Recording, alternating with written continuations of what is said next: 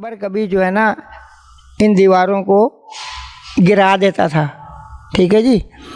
तो वो दिन में गिराता था, रात को ऑटोमेटिक भगवती की कृपा से बन के खड़ी हो जाती थी।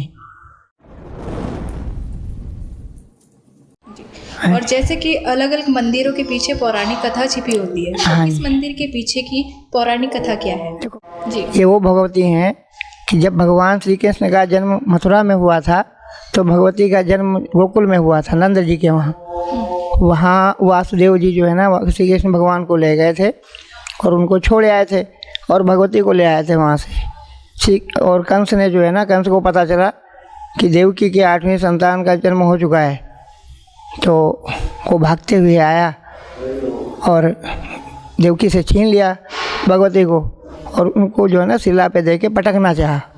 तो भगवती उनके हाथ से निकल गई, तो ऊपर जाते हुए आकाशवाणी करते हुए गई कि हे मूर्ख, मुझे क्यों मार रहा है, तेरा मारने वाला तो गोकुल में पैदा हो चुका है। तो ऊपर जाते जाते भगवती के 3 पार्ट हो गए थे। शीश माँ का यहाँ पे है, चरण चले गए विंध्याचल, यूपी में है विंध्यवासिनी जी, चरण वहाँ चले गए। बीच का जो धड़ था, बाडी जिसे बोलते हैं, वो बिजली बन गया, आज भी चमकता है। पौराणिक इतिहास ये है भगवती का कि ये देखिए सामने आप भवन है भगवती का, साथ साथ भंडारा है। तो अकबर कभी जो है ना इन दीवारों को गिरा देता था। ठीक है जी। तो वो दिन में गिराता था, रात को ऑटोमेटिक भगवती की कृपा से बन के खड़ी हो जाती थी। यही इनका पौराणिक इतिहास कथा है इनकी। और फूल वाली सैर का क्या महत्व है? फूल वाली की सैर का महत्व ये है कि देखो, वो तो हिंदू होमडन एकता का एक मेला होता है। ठीक है जी। यहाँ से हमारे ब्राह्मण समाज जाता है, वहाँ फूलों की जो है ना चादर चढ़ाता है और वो लोग वहाँ से आते हैं तो यहाँ पे फूलों के छतर चढ़ाते हैं और पंखे चढ़ाते हैं। ये महत्व है। और एक VIP जाता है, कोई या मुख्यमंत्री आए या राज्यपाल जी आए, ऐसे जो है ना वो उर्स मनाया जाता है बड़े हर्षोल्लास के साथ। 3 दिन का उर्स होता है। तो ऐसे जो और कोई चमत्कार मंदिर से जुड़ा हुआ? अरे भगवती के चमत्कार के बारे में क्या कहना जी। ठीक है ना, यहाँ पे तो चमत्कार ही चमत्कार हुए हैं। यहाँ पे लोग आज जो कई करोड़ों के मालिक बने बैठे हैं, वो हमसे बताते हैं कि पंडित जी कभी मेरे पास एक साइकिल भी नहीं हुआ करती थी। ठीक है जी। अभी आप अगर कल आती हैं तो यहाँ पे एक भगत जी का अनुष्ठान था, वहाँ पे गुप्त नवरात्रे चल रहे थे ना, तो अभी जो है ना परसों समापन हुआ है गुप्त नवरात्रों का। तो वो भगत जी बताते थे पंडित जी कि मेरे पास एक दिन साइकिल नहीं हुआ करती थी। माँ की इतनी कृपा है, पहाड़गंज में आज उनके होटल खड़े हैं। अब सोच लीजिए आप कितना पैसा है उनके पास। ठीक है ना। तो ये सारे चमत्कार ही हैं।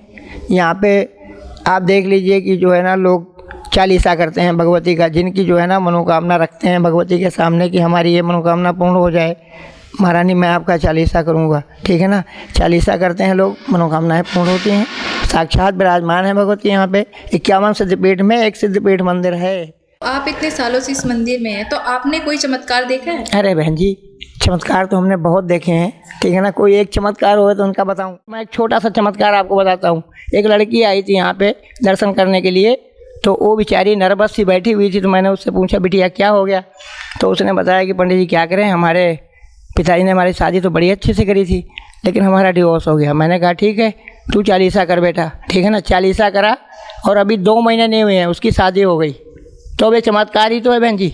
और कौन सा चमत्कार मैं आपको बता सकता हूँ। ठीक है ना जी। यहाँ पे आपको बताओ, हिंदुस्तान से तो लोग आते ही हैं, यहाँ पे साउथ अफ्रीका से और क्या कहते हैं इंग्लैंड से, बड़ी दूर दूर से भगत आते हैं। आपको बताऊँ, एक बार 4-5 भगत आ गए यहाँ पे इंग्लैंड के और लगा के आसन बैठ गए ऐसे।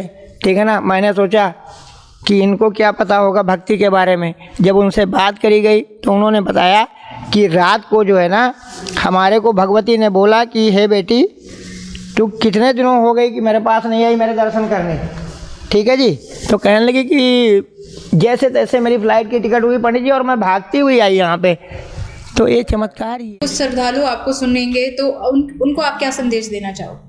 उनको ये संदेश देना चाहेंगे कि ये हमारी भगवती ऐसी हैं कि जो है ना, जैसे मैंने आपको अभी बताया कि अन्य सिद्धपीठ पे हम जाते हैं तो हमारे दर्शन प्रेम से नहीं होते माँ के, और यहाँ पे अगर आएंगे तो भगवती के बड़े प्रेम से दर्शन होते हैं और सभी की सभी मनोकामनाएं पूर्ण होती हैं। समझ गए। साक्षात भगवती विराजमान है यहाँ पे, इसमें कोई गुंजाइश नहीं है।